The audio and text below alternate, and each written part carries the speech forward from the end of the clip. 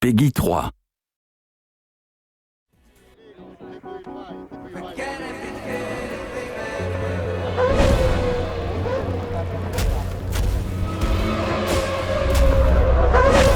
We've got basically three key components that make up the weather system. There's the visual effects, so in the dry it's the iconic heat haze, in the wet it's the visual effects on the camera, on the cars themselves, the rain on the track, the puddles, the surface reflections, the rooster tails, the kick-up spray from the tyres.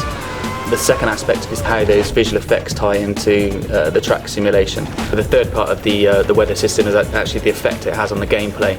It just changes the attitude of the car completely in terms of driving in the dry or fully wet or partially damp track. So it's all about the sort of strategy elements at those points where the track's changing from wet to dry.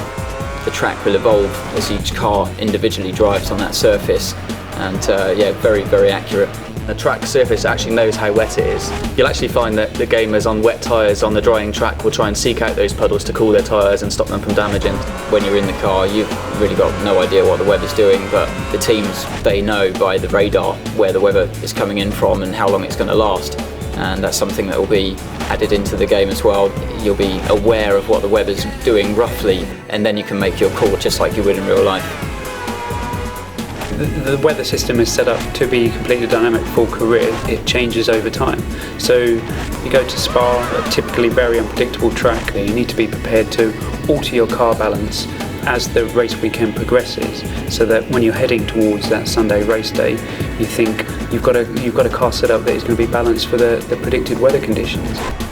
Players can be going along outside the points and maybe they make a gamble, the clouds come in, the sky's dark, and maybe you preempt that the rain's going to come there and you change your tyres early, and the player choice is going to be critical at those stages.